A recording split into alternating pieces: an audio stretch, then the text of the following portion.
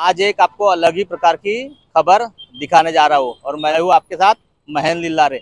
भाई इस वक्त हूँ नाके के ऊपर फुलचूर नाके के ऊपर इसीलिए रुका हूँ क्योंकि राइट फॉर चेंज एक डॉक्टर जो है हजारों किलोमीटर की बाइक से जो है यात्रा कर गोंदिया पहुंचे और बताया जा रहा है कि ये जैसे डॉक्टर है। सर सबसे पहले आपका न्यूज प्रभात मीडिया में स्वागत है।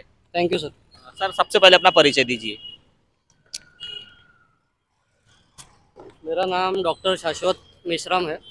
मैंने 2018 बैच से गवर्नमेंट मेडिकल कॉलेज अकोला से अपना एमबीबीएस का डिग्री लिया है। उसके बाद मैं इधर फिजियोलॉजी डिपार्टमेंट में अपने जीएमसी गोंदिया में ट्यूटर करके हूँ। और ये जैसे मेरा बाइक राइडिंग का थोड़ा सा पैशन भी है। और मेरा एक और पैशन है कि फ़िलोसॉफ़ी में मैं पढ़ता रहता हूँ। 2 साल से मैं करीब करीब जो भी अपनी एंशिएंट इंडियन फ़िलोसॉफ़ी है, बुद्धिज़्म हो गया, भगवद गीता हो गई, और थोड़ा सा जो भी चाइनीज़ बुद्धिज़्म, ताओइज़्म, ये वो सब अष्टावक्र गीता, ये वगैरह सब थोड़ा थोड़ा पढ़ते रहता हूँ। धीरे धीरे मैं उसमें अपने नॉलेज को डेवलप करने की कोशिश कर रहा हूँ। और उससे मैं अभी तक जो भी 2-4 काम की चीज़ें सीखा, उसको मैं चाहता हूँ कि लोगों तक पहुँचाऊँ। बाकी और जितनी भी चीज़ें हैं जो मैं अभी तक की अपनी लाइफ में सीखा हूँ, उनको 18, 20, 22 साल के जितने भी लोग हैं जो अपनी लाइफ में एक राइट डायरेक्शन सीख कर रहे हैं, उन तक अपनी बात पहुँचाऊँ। तो अभी पहुँचाने के 2-3 तरीके मेरे को समझ में आए। तो उसमें से एक तरीका ये है बाइक राइड, कि अपना बाइक लेके और ये पूरा सेटअप लेके निकलो और नए नए लड़कों से बात करो, ये झंडे और ये सब बोर्ड वगैरह देख करके, और वो डॉक्टर ऑन व्हील्स पढ़ करके उनके अंदर क्यूरोसिटी आती और वो अपने से आके पूछते कि आप किधर जा रहे हैं, क्या जा रहे हैं। तो फिर हम उनको अपना उद्देश्य बताते हैं और उनके साथ में चर्चा करने की कोशिश करते हैं। सर हम देखते कि डॉक्टर कोर्स करता है, एमडी करता है, अस्पताल खोलता है, या कुछ डॉक्टर जो है राजनीति में आते हैं, पर आप ये बाइक से जो है भ्रमण कर रहे हैं, ये आपका उद्देश्य क्या है? एक और डॉक्टर था सर। ज़रूरी नहीं है कि सब डॉक्टर एक ही राह पे चले। एक चे गेवारा, डॉक्टर चे गेवारा करके एक आदमी, एक अमेरिकन अर्जेंटाइन क्रांतिकारी एक्चुअली, एक 1930s में 1940s में हो चुका है। वो भी डॉक्टर था, उसने भी एमबीबीएस किया था। लेकिन जैसे उसकी अपनी पढ़ाई लिखाई से उसको एक आइडियोलॉजी समझ में आई जिस पे काम करने का उसका मन किया, तो वो भी 25,000 किलोमीटर की बाइक राइड पूरे के पूरे साउथ अमेरिका में 9 महीने वो बाइक पे था। उसने उधर के जो भी चिली, इक्वाडोर और अर्जेंटीना, क्यूबा, ये वो सब देश उसने बाइक से ट्रैवल करे 9 महीने। 9 महीने में उसने उधर का सब कुछ चीज़ देखा, उधर लोगों का कैसा एक्सप्लॉइटेशन होता वो देखा। उसने किताबों में जो भी अपने एमबीबीएस की लाइफ में जो भी मार्क्स की जो भी बातें पढ़ी थी, अपने इंडियन भी बहुत सारे लोगों को उन्होंने पढ़ा था। उन्होंने बुद्ध को पढ़ा था, उन्होंने नेहरू को पढ़ा था। तो वो सब चीज़ें फिर उन्होंने दुनिया में देखी। और वो भी आदमी 25,000 किलोमीटर की बाइक राइड पे था, वो भी डॉक्टर था। और उसने ये बात बोली थी कि जब मैं उस 9 महीने की बाइक ट्रिप पर निकला और जब मैंने वो 9 महीने की 25,000 किलोमीटर की बाइक ट्रिप ख़त्म की, तो जो मैं पहले था वो अलग आदमी था और जो मैं बाद में बना वो मैं अलग आदमी बन गया। तो ये मैं उसी से इंस्पायर हुआ। तो मैंने उसी टाइम सोच लिया था कि अपन भी समझ लो एक नए दिन ये चीज़ ट्राई करके देखते करके। अभी कहाँ से आए आप? कितना किलोमीटर भ्रमण करके आए? कब निकले थे गोंदिया हम से? सर 19 तारीख को सुबह 6 बजे यहाँ से गोंदिया से निकले। उसके बाद 3 दिन में करीब हम रत्नागिरी पहुँचे, कोल्हापुर सोलापुर होते हुए पूरा रूट। और रत्नागिरी से फिर हम रत्नागिरी में हमको एक दो अच्छे लोग मिले जिनको ये सब विचारधारा को वो फॉलो करते थे। तो उनके साथ में हमने वहाँ पे 1-1.5 दिन करीब करीब बिताया। उसके बाद में हम वहाँ से निकले। उन्होंने हमको हेल्प करने की, ये सब काम में और मार्गदर्शन करने की ये भी किया, हमसे बात भी की। तो इसके आगे भी हम उनके कांटेक्ट में रहेंगे। फिर वहाँ से हम रत्नागिरी से निकले, हम विजयदुर्ग, देवगढ़ गए, फिर सिंधुदुर्ग गए, फिर वहाँ से गोवा गए। वो सब सफ़र हमारा 2-3 किलोमीटर चला। ये सब ट्रैवल में हमने जो कोकन की एकदम क्या बोलते हैं अप्रतिम एकदम जो खूबसूरती थी, जो हमने पहले कभी नहीं देखी थी। मेरा 8,000 किलोमीटर का बाइक का ट्रैवल हो गया लेकिन इतना सुंदर कुछ मैंने कभी नहीं देखा था। तो वो सब हमने कोकन में देखा, गोवा के बीचेस देखे और भी बहुत बहुत अच्छी अच्छी चीज़ें देखी, अच्छे अच्छे लोगों को मिले। फॉरेनर लोगों को तक मिले 2-3, उनसे भी बात की, उनका कल्चर समझने की कोशिश की।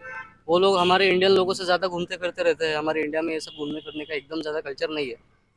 तो वो सब कुछ अच्छा लगा और फिर हमने 3-4 दिन उधर करके ये आखिरी के 2-3 दिन में हम गोवा से वापस अभी गोंदिया आ रहे हैं। मतलब गोंदिया से सीधे गोवा गए, गोवा से पूरा भ्रमण करते करते आए? गोंदिया से हम पहले रत्नागिरी गए। अच्छा, गोंदिया से रत्नागिरी रत्नागिरी से कर। हम विजयदुर्ग, सिंधुदुर्ग और देवगढ़ सब देखते हुए गोवा गए नीचे।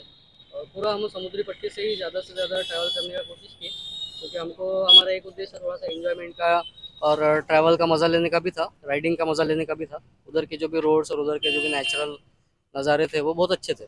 जो तो छात्रा पढ़ रहे हैं अभी, उन्हें क्या संदेश देना चाहेंगे? आप जो काम कर रहे हो पढ़ाई के साथ, डॉक्टर हो एक पेशे से, उसके बावजूद भी वो पेशेंट की सेवा करते हो, उसके साथ साथ इस प्रकार का काम कर रहे हैं, क्या युवाओं को और जो पढ़ रहे छात्रा उनको क्या संदेश दें? युवाओं को जो संदेश मैं देना चाहता वो मेरी गाड़ी के पीछे लगा है, जो भगवत गीता का संदेश है कि उठो पार्थ युद्ध करो। कि एक युवा जब 18 साल 19 साल का होता, मैं जब 18-19 साल का हुआ तो मैं भी ढूंढ रहा था कि ज़िंदगी में अपनी कौन सी राह होनी चाहिए।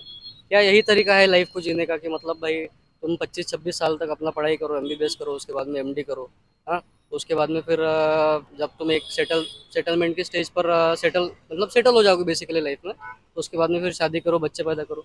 ये बात हर किसी युवा के दिमाग में आती है, कोई ना कोई स्टेज पे आती है कि क्या यही तरीका है ज़िंदगी को जीने का, या फिर कोई अलग तरीका भी है, जिस जिस तरह से फिर वो चे गेवारा ने किया अपने जवानी के दिनों में। तो मैंने जब उन सब लोगों को देखा, उनकी उनके पूरे जीवन चरित्र को पढ़ा, तो मेरे को लगा कि नहीं, एक अलग तरीका भी है, जो ये है कि उठो पार्थ युद्ध करो। तुम एक आम आदमी अपने लाइफ में सेटिस्फेक्शन सीख करता है, और वो सेटिस्फेक्शन उसको समाज के द्वारा बताया जाता है या फिर दुनिया के द्वारा बताया जाता है कि उसको मटेरियल चीज़ों में मिलेगा, उसको पैसे में मिल जाएगा, उसको कोई बढ़िया से नौकरी करेगा तो मिल जाएगा, वो उसमें नहीं मिलता है। ये बात हमारे महापुरुषों ने, हमारे एंशियंट इंडियन फिलोसफी में बहुत अच्छे से बताई गई है। बुद्ध ने भी वही बताया कि तुमको संसार में मटेरियल चीज़ों के पीछे भाग करके तुमको जो अंतिम सुख है, मज़ा तुमको आ जाएगा 5 मिनट का, 10 मिनट का, 15 मिनट का, जो भी है, लेकिन तुमको जो अंतिम समाधान है वो तब आएगा, जैसे भगवत गीता में कृष्ण ने बताया है, जब तुम एक बड़ी लड़ाई लड़ोगे, जब तुम सिर्फ अपने और अपने परिवार के बाहर की जो भी दुनिया के सामने एक प्रॉब्लम है, जैसे हमने लिखा है क्लाइमेट चेंज, तो वो अभी के हाल में मैं समझता कि दुनिया के सामने सबसे बड़ा प्रॉब्लम है। अपन अगर गूगल करें कि what is the biggest problem in front of the world right now, तो उसका आंसर आएगा कि क्लाइमेट चेंज। तो वो क्यों है? क्योंकि एक आम आदमी प्रकृति में सुख तलाशने की कोशिश कर रहा, मटेरियल चीज़ों में सुख तलाशने की कोशिश कर रहा, जबकि वहाँ पे है नहीं। वो कहाँ पे है? जब अपन कोई ऐसी बड़ी लड़ाई में शरीक होते जो अपने से ऊपर है, अपने स्वार्थ से ऊपर है। तो वही मैसेज मैं देना चाहता हूँ कि हर युवा लोग की ज़िंदगी में, हर जवान आदमी की ज़िंदगी में एक ऐसी लड़ाई होनी चाहिए कि जो उसके खुद से ऊपर है, तभी जाके उस लड़ाई में जब वो अपना खून पसीना लगाता है, उससे अल्टीमेट सेटिस्फेक्शन निकल करके आता है। वो कोई पॉइंट नहीं है, जैसे जैसे तुम उस राह पर चलोगे, उस मेहनत से वो सेटिस्फेक्शन निकल करके आएगा। कोई चीज़ मिल के तुमको सेटिस्फेक्शन नहीं मिल जाएगा। तो अपनी लाइफ का एक बड़ा गोल डिसाइड करना चाहिए जो अपने से बड़ा है।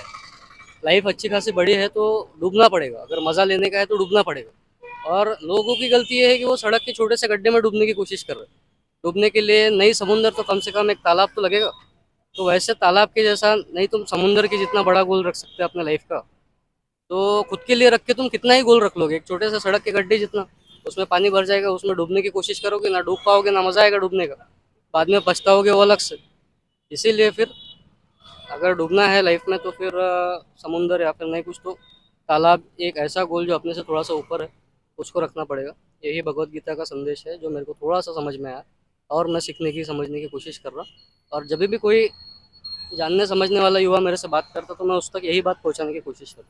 अभी तक करीब करीब 1000 एक यंग लोगों के पास में मैंने पर्सनली या फिर स्कूल लेक्चर्स के थ्रू टीचर्स लोग को अप्रोच करके ये सब चीज़ पहुंचाने की कोशिश की। अब उसमें से एक बंदा भी अगर बात को समझ गया तो मेरा काम हो गया। देखो, अच्छी युवाओं को जानकारी और संदेश इन्होंने दिया है। इसके पहले हमने साइकिल सवार जो है भ्रमण करते हैं, दूर दूर तक जाते हैं, उसकी खबर दिखाए, पर पहली खबर हम दिखा रहे हैं बाइक के ऊपर सवा मतलब भ्रमण करते हुए, और एक डॉक्टर पेशे से जो है पीछे बैठे उनसे भी जानने का प्रयास किया। अच्छा, आपका पूरा नाम क्या है? विनीत पाटिल। अच्छा, कहाँ रहते हैं आप?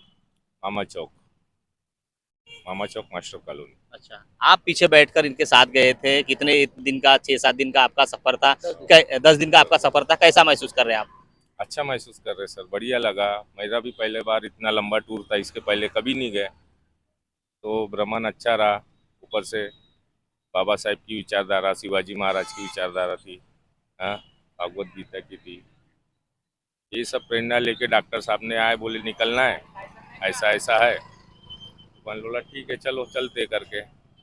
आप परिवार वाले होंगे ऐसा लगता है, तो परिवार पूरा छोड़ के 10 दिन के भ्रमण के घर से काफी फोन आते थे, क्या महसूस करते थे? घर के साथ नहीं थे, दिवाली का त्योहार था। हाँ, नहीं सर, दोस्त भाई लोगों के फ़ोन आते थे। अब क्या है, बस निकलना है, जाना है, फिर क्या सोचना, फिर है कि नहीं। चले, खुशी हो रही है? अच्छा लगा, अच्छा लगा अपने आप। तो देखो दिवाली इन्होंने जो है रास्ते में मनाए, रोड पे मनाए, बाइक से लेके 18-19 तारीख को यह निकले थे और आज 29 तारीख है, पूरे 10 दिन के बाद गोंदिया पहुंचे। पेशे से ये डॉक्टर है और पीछे वाले भाई साहब जो है वो गोंदिया में पान शॉप का दुकान है। तो 10 दिन का इन्होंने जो है गोवा का टूर और बीच में जो जो गाँव आए वो गाँव में भ्रमण किए, मतलब बाइक से गए। अब देख सकते हो इतना बड़ा इन्होंने संदेश दिया है। डॉक्टर पेशे से डॉक्टर रहने के बावजूद भी इस प्रकार का कार्य नेक कर रहे हैं। युवाओं को उन्होंने जागरूक किया है कि क्या सोच रहे हो, क्या कर रहे हो, पता भी है क्या। इन्होंने एक अच्छा खासा संदेश दिया है। हो सकता है यह उन्होंने संदेश जो दिया है उससे युवा ज़्यादा प्रेरित होंगे और कहीं अपने जीवन में इस चीज सीख कर जो है अपने जीवन को सफल बनाएंगे। यह खबर अगर आपको अच्छी लगती है तो ज़्यादा से ज़्यादा शेयर जरूर करें। महेंद्र लिल्लारे, न्यूज़ प्रभात मीडिया, गोंदिया। अब आपकी समस्या तूफान की तरह सरकार तक। न्यूज़ प्रभात मीडिया।